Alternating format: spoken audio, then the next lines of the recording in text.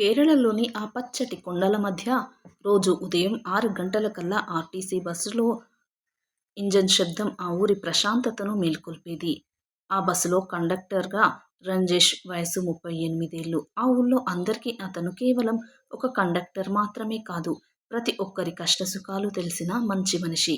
కొండ కోణల్లో వెళ్లే ఆ బస్సు ప్రయాణాలను తన చిన్న ఫోన్లో వీడియోలు తీయడం, ఆ ప్రకృతి అందాలను చూస్తూ మురిసిపోవడం అతనికి ఒక అలవాటు. రంజేష్ ప్రపంచం చాలా చిన్నది. ఆ లోకంలో అతని భార్య అనిత, ముద్దుల కొడుకు అద్వైత్ మాత్రమే ఉండేవాళ్ళు. ఇంటర్ వరకే చదువుకున్న అనితను పెళ్లి తర్వాత డిగ్రీ వరకు చదివించి ఆమెకు కంప్యూటర్ కోర్సులు కూడా నేర్పించాడు రంజేష్. ఆమెను కేవలం ఇల్లాలిగా పరిమితం చేయకుండా తన కాళ్లపై తాను నిలబడేలా చేయాలనేది అతని యొక్క కల. కానీ ఆ చిన్న కుటుంబంలోకి విధి ఒక విషాదకరమైన మలుపు తెచ్చింది. బంధువులంతా ఖతార్‌లో ఉద్యోగాలు చేస్తూ బాగా సంపాదిస్తుండడంతో అనిత మనసులో ఒక ఆశ పుట్టింది. మనం ఇలాగే సాధారణ జీవితం గడిపితే మన కొడుకు అద్వైత్‌కి పెద్ద బడులు, గొప్ప భవిష్యత్తు ఇవ్వలేం రంజేష్. నా కోసం కాదు, మన బిడ్డ కోసం నన్ను వెళ్ళనివ్వు. 4, 5 ఏళ్లు కష్టపడితే చాలు, తిరిగి వచ్చేస్తాను కదా అని బ్రతిమిలాడింది. రంజేష్ గుండె బరువెక్కింది. వద్దు అనిత, మన దగ్గర ఉన్న పొలం చాలు, నా ఆర్టీసీ జీతం చాలు. నువ్వు దూరమైతే నేను, ఈ చిన్నోడు ఒంటరివాడైపోతాం. నేను తట్టుకోలేను అని ఆమె కాళ్ళు పట్టుకొని మరీ వారించాడు. కానీ బంధువుల సలహాలు, భవిష్యత్తు గురించిన కలలు అనితను ఆపలేకపోయాయి. చివరికి చేసేది లేక రంజేష్ ఒప్పుకున్నాడు. ఆమెకు వీసా, ప్రయాణ ఖర్చులు అన్నీ తానే సమకూర్చి కన్నీళ్లతో ఆమెను విమానం ఎక్కించాడు.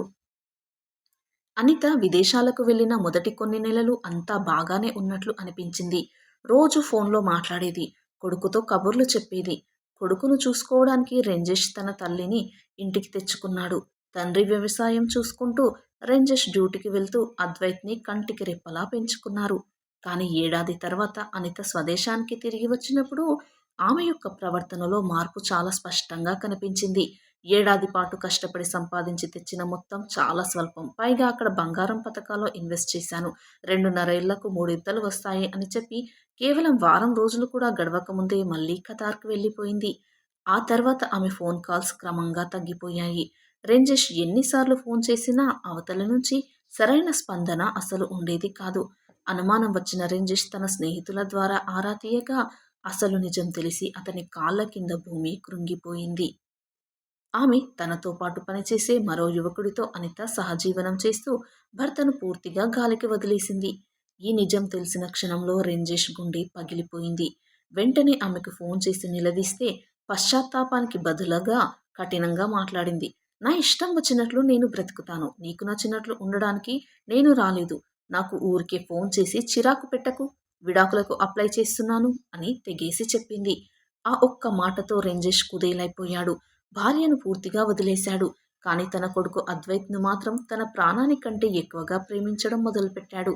తల్లి లేని లోటు తన కొడుకుకు తెలియకుండా ప్రతిక్షణం తానే తండ్రిగా, తల్లిగా మారిపోయాడు.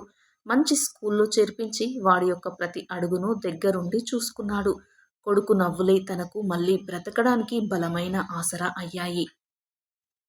అయితే తన యొక్క భర్త తన కొడుకుతో సంతోషంగా ఉండడం ఆ మోసగించిన భార్యకు కంటగింపుగా మారింది. అకస్మాత్తుగా ఆమె కోర్టును ఆశ్రయించి కొడుకు కస్టడీ తనకు కావాలని పిటిషన్ వేసింది. ఆ వివాదం 3 ఏళ్ల పాటు సాగింది.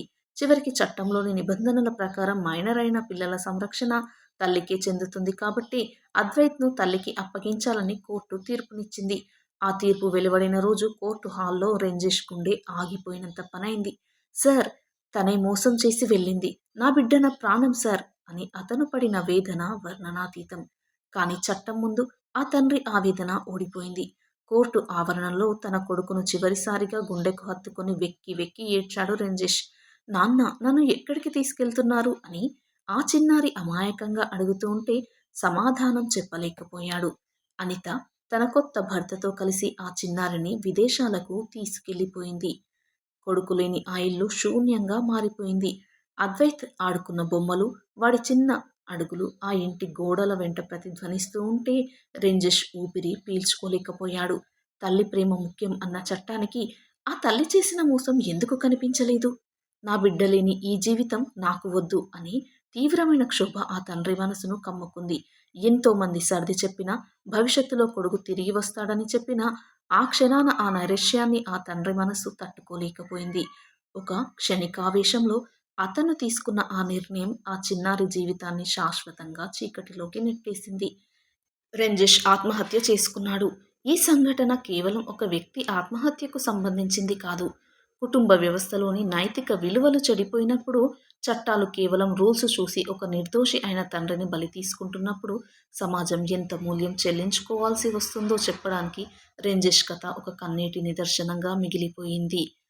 మరి ఈ వీడియోపై మీ విలువైన అభిప్రాయాన్ని తప్పక తెలియచేయండి. అలాగే వీడియో నచ్చితే ప్లీజ్ లైక్ చేసి సబ్స్క్రైబ్ చేసుకోండి. Thanks for watching.